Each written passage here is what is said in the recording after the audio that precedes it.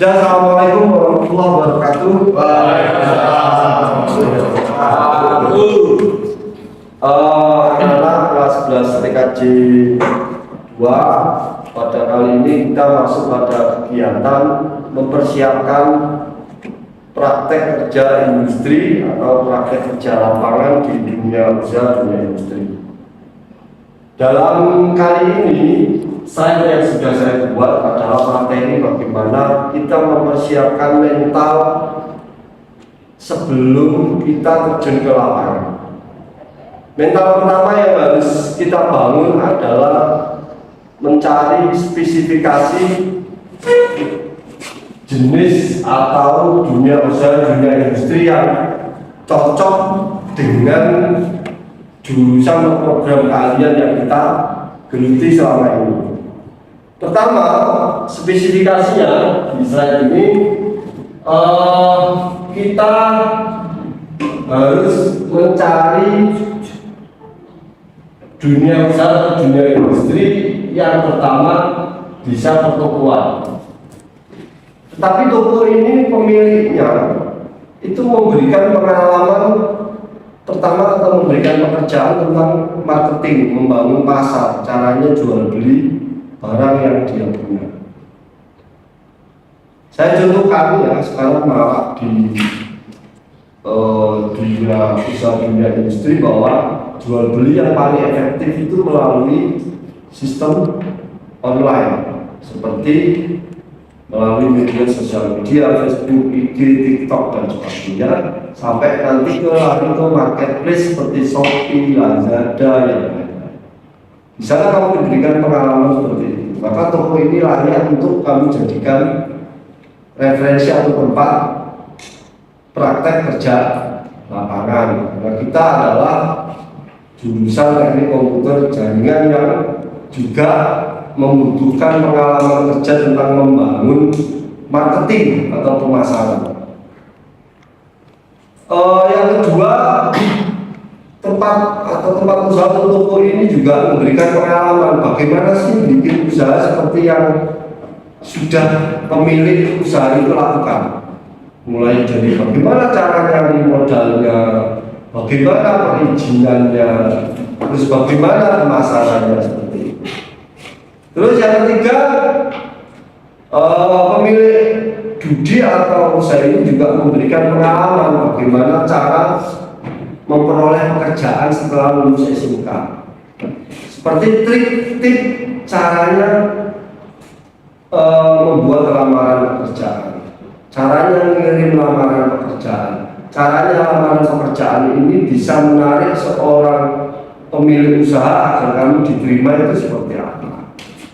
Seperti yang sudah selama ini saya ajarkan, kamu tak suruh membuat foto video yang sering saya sebut portofolio untuk diupload di sosial media kalian masing-masing, agar suatu saat ketika nanti kamu lulus butuh dokumentasi pengalaman kerja kamu di magang, maka kamu tinggal download atau tinggal menunjukkan kepada pemilik usaha ini.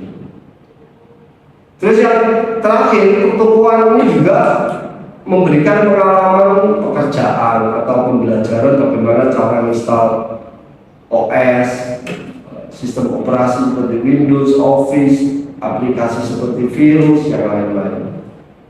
Juga di sana memberikan pengalaman caranya merakit komputer, merakit laptop, merakit HP, sampai membangun jaringan seperti bikin jaringan LAN, VLAN, peer-to-peer dan sebagainya.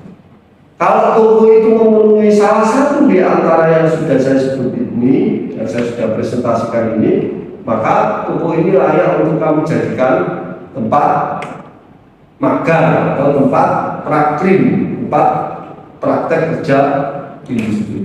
Karena kita jurusan komputer. Pak, bagaimana kalau toko ini tidak sama sekali mengajarkan itu?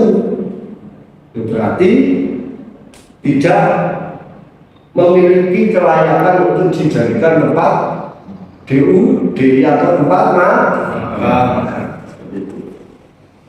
Yang kedua ada perkantoran, office. Seperti kantor KPU, kantor BPS, kantor dinas pendidikan, kantor PLN, saya sebutkan, nggak apa-apa perkantoran ini menjadi layak untuk jadi tempat budi kalau di sana diajari tentang manajemen administrasi file, mulai cara menata file di komputer, mulai cara menata hard file atau print out, cara menata berkas secara berurutan dan sebagainya. Kalau perkantoran itu mengajarkan seperti berarti layak nggak? Layak. Tapi kalau perkantorannya ini selama kita praktek magang itu selama 1 sampai 4 bulan itu hanya duduk-duduk, hanya bersih-bersih saja, maka tidak layak. Namanya kita praktek kerja, kadang ada kerjaan, ada tidak, itu wajar. Yang penting pekerjaannya masih ada hubungannya dengan komputer dan jaringan. Yang ketiga di sini juga ada lembaga pendidikan atau pendidikan seperti universitas. Kamu magang di universitas atau politeknik itu juga boleh Pak, boleh. Asal universitas dan politeknik ini memberikan pekerjaan seperti spesifikasi toko yang sudah saya sebut di awal. Di perguruan tinggi juga kadang-kadang dikasih pekerjaan marketing, pekerjaan office itu seperti manajemen file, manajemen hard file, data-data berkas, data file, sampai sharing file, sharing data, nah itu enggak masalah. Atau di universitas itu juga memberikan pengalaman bagaimana setelah lulus SMK itu caranya bikin usaha seperti apa. Kalau semua kriteria yang saya sampaikan di awal, di kriteria toko itu juga disampaikan di lembaga pendidikan, maka universitas atau politeknik atau lembaga pendidikan itu layak sebagai tempat magang. Makanya dari sini kadang-kadang anak itu kita itu tidak melakukan penelitian, tidak melakukan wawancara, tidak melakukan observasi sebelum kita magang, tanya-tanya kepada pemilik, pada yang sudah pernah magang di situ, sehingga ketika kita magang di situ kadang-kadang pekerjaannya di luar kompetensi program keahlian yang kita pilih. Akhirnya apa? Itu jadi kekecewaan. Nah, mental yang harus dibangun adalah kalau sudah begitu ya jangan disalahkan. Yang salah karena kita tidak melakukan observasi, tidak melakukan pertanyaan, wawancara kesana di sini nanti dunia seperti apa. Tidak akan melakukan. Yang penting diterima saja. Akhirnya kamu terima pekerjaannya nggak sesuai kompetisi keahlian yang kita pilih. Ya mental yang kita bangun berarti apa Pak? Ya mental yang harus lego. Atau nanti kalau sudah berusaha membuat nyaman di tempat duduk itu enggak nyaman, ya berarti mengajukan pindah tempat magang. Seperti itu mental yang kita bangun. Terus selanjutnya selain tempat duduk di pendidikan, biasanya itu di balai latihan kerja. Balai latihan kerja seperti di kabupaten, di Lampung ini ada di Dinas Tenaga Kerja. Kamu mengajukan surat ke sana, mengobservasi ke sana, berkomunikasi ke sana, apakah ada balai latihan kerja yang memberikan pengalaman kerja yang sesuai kompetensi keahlian teknik komputer jaringan. Kalau ada ya dia balai latihan kerja bisa di Kabupaten Lampung, Tuban, Gresik, Surabaya dan sebagainya. Terus yang terakhir, yang selanjutnya itu di PT atau CV mengembang software aplikasi untuk komputer laptop dan ditambah usaha rumahan untuk industri penghasil jasa produk IT dan jaringan. Ini seperti yang kebetulan saya sebagai pendidik di materi produktif itu sering dapat pertanyaan dari wali murid, wali siswa atau masyarakat atau siswa atau alumni. Pertanyaannya gimana Pak? Seperti ini, Pak, sama kan guru produktif. Guru produktif SMK yang mengajarkan siswa itu siap kerja, siap melanjutkan ke perguruan tinggi, siap berwirausaha. Loh, sampai guru produktif kok tidak punya usaha. Ya. Dari pertanyaan ini memberi motivasi kepada saya, ya juga benar. Masa guru ngajari siswa kerja, siswa berwirausaha, gurunya sendiri tidak punya pekerjaan, tidak bisa membuat usaha kok ngajari. Sehingga di tahun 2014 saya melanjutkan pekerjaan saya waktu masih kuliah ya, sama freelance. Itu saya lanjutkan yang akhirnya menjadi produk usaha rumahan yang sifatnya freelance. Saya kasih nama apa? Toppantura.com. Di sini saya serap beberapa alumni pilihan yang bisa menjadi karyawan atau pengusaha tetap. Karena ini freelance, maka pekerjaannya atau penghasilannya kalau ada project, kalau tidak ada project ya berarti free. Sehingga rata-rata anak yang bekerja di Pantura dengan saya itu rata-rata mereka punya pekerjaan tetap dan freelance-nya di Pantura ketika ada project. Ketika tidak ada project ya dia fokus dengan pekerjaan tetapnya. Paham tidak dari sini? Sehingga seperti Pantura ini kalau ada usaha seperti Pantura nanti bisa dicek di Google, alamatnya websitenya www.pantura.com. Itu adalah produk usaha yang menghasilkan jasa sama produk-produk IT. Bisa dilihat dan kamu besok bisa mengembangkan, bikin sendiri bisa.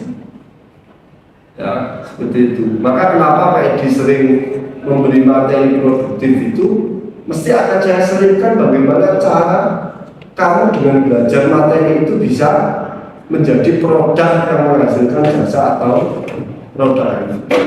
Seperti itu. Dari pencarian tempat judi kriterianya ada yang ditanyakan kira-kira untuk pembekalan mental sebelum saya materi selanjutnya. Ada yang ditanyakan? Tanyakan saja Bapak Ayudi. Kira-kira sudah paham bahwa tempat judi yang harus dicari siswa perguruan teknik komputer jaringan itu adalah seperti yang slide yang sudah saya buat. Paham nggak? Tidak ada yang bertanya atau bertanya kemarin atau mungkin ada yang pernah punya pengalaman magang yang tidak sesuai. Kira-kira siapa? Banyak siapa? Termasuk kamu? Ya, saya juga. Termasuk siapa? Kamu? Ya. Yang menurut kamu tempat magang yang pernah kamu alami nggak sesuainya gimana? Untuk jurusan kita kan TKJ komputer. Ya. Kita di situ disuruh ngebur, ngerepelas, terus grendo, tidak sesuai dengan jurusan kita. Pertanyaannya pekerjaan itu selama awal sampai akhir atau hanya jarang-jarang aja? Sering. Dan itu nama toko atau usaha rumahan? Usaha rumahan. Usaha rumahan. Terus nama usahanya apa? CV Global Access Technology. Oh, CV Global Access Technology. Nah, waktu pekerjaan ngebor dan lain itu ngebor apa? Ngebor seperti plug, terus pipa besi. Itu buat apa? Buat anten Omni. Ya. Buat anten wifi. Ya. Nah, itu ya kalau saya pekerjaan seperti itu apakah di luar PKJ Pak? Ya tidak, ya termasuk. Karena kerjaan ngebor, ngawas itu untuk membuat produk hardware IT. Ya. Cuma mungkin di kelas nggak diajari ngebor Pak, gimana? Maka mental kita jangan terus kaget ini kan. Ini tidak jurusan saya karena saya tidak benar. Makanya di dalam SMK itu tetap ada namanya karakter mengembangkan diri. Jadi kamu harus bisa mengembangkan diri di mana kamu berada. Kalau beda dengan pekerjaan, kita ngebor, kita ngawas, kita ngepelas, ternyata itu untuk membuat pagar, membuat mobil kan tidak berpotensi.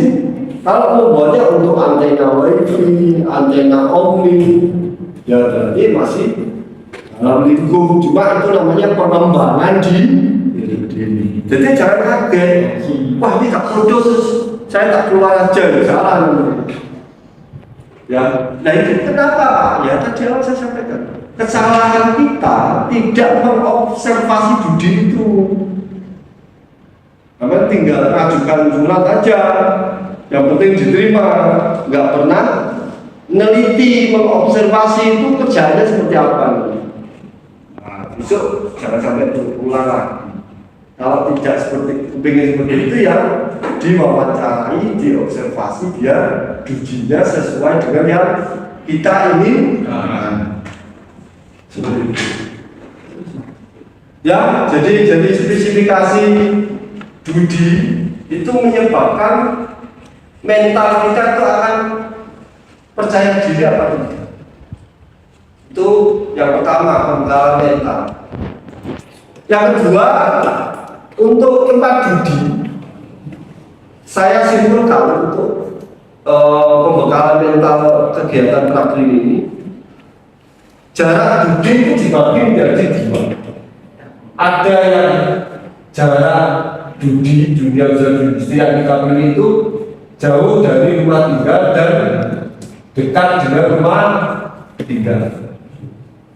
Kalau jauh dari rumah tinggal, saya contohkan seperti kamu magang di Tuban, Gresik, Surabaya atau di luar kabupaten lain, itu dampak positifnya apa? Pertama kamu akan belajar nabung dari mulai kelas 10, karena biaya magang jauh itu tidak sedikit. Biaya hidup, biaya kos, biaya transportasi, biaya administrasi sekolah itu akan lebih tinggi. Tapi sisi positifnya apa? Sisi positifnya kamu akan mengalami namanya kehidupan mandiri jauh dari bantuan keluarga. Positif. Kalau kamu magang dekat rumah, kamu tahu sendiri. Tiap hari pulang. Sedangkan kondisi faktanya kalau kita jauh pasti orang tua kita akan lebih kangen. Biasanya kalau di rumah terus orang tua kadang-kadang nggak suka dengan kita. Ya, tapi kalau kita jauh pasti dicari. Nah ini salah satu sisi positif ketika kita magang jauh dari rumah, itu bisa belajar mandiri. Yang kedua, belajar mengolah uang saku, keuangan.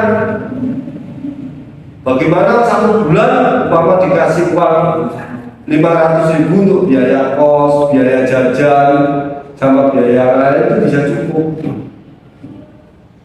Coba kalau kita makan dekat, ya sudah kita karena kemandirian itu lebih meningkat ketika jauh.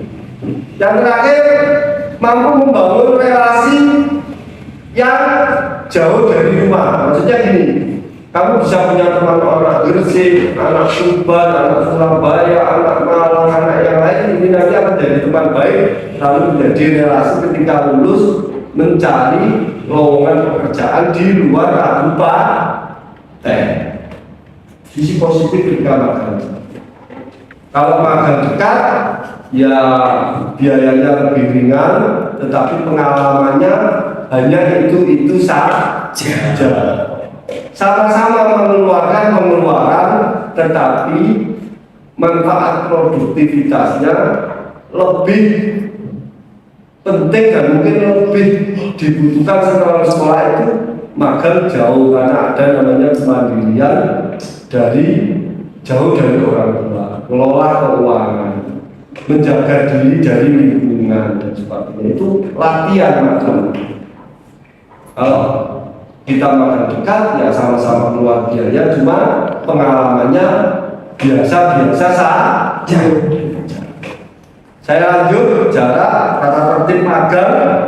Mental yang harus dibangun oleh peserta magang adalah mentaati tata tertib yang sudah dibuat oleh sekolah. Itu di buku laporan ada, dibaca lengkap, dipahami. Kalau nggak paham nanti ditanyakan. Yang kedua, peserta magang harus memahami tata tertib yang sudah dibuat oleh DUD, Dunia Dunia Industri. Yang selanjutnya peserta magang harus mengisi semua buku laporan yang sudah dibuat oleh kelompok kerja praktek industri atau kerja dari pihak sekolah. Itu diisi lengkap dengan bukti fisiknya saat di magang. Kalau masih belum isi, dan nanti ke pembina dari sekolah untuk mengadakan pembinaan gimana cara ngisi yang benar. Terus yang ketiga, di dalam konsep siswa magang itu pakai konsep yang sering dikatakan oleh Presiden kita Pak Insinyur Jokowi. Dia sering berkata seperti ini, ketika kita hidup ikut orang, hidup di atas orang maupun hidup di bawah orang. Anak magang itu kan di bawah orang karena ikut yang punya usaha. Konsepnya apa Pak? Sering dikatakan yang pertama, lamun siro seperti ojo mateni, maksudnya gini.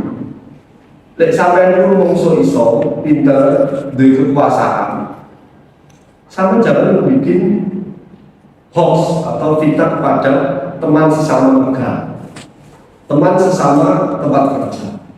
Itu artinya lamun siro seperti ojo mateni. Ini harus kamu pegang ketika kamu bergaul di tempat judi dengan anak-anak yang ada dari sekolah lain yang magang di situ. Dari sana datang meminta, lalu nyala-nyala temannya yang ada di magang kan jadi masalah. Ya, maka akan timbul namanya mental negatif thinking. Nah, sedangkan magang ini untuk membuka mental positif thinking. Yang kedua,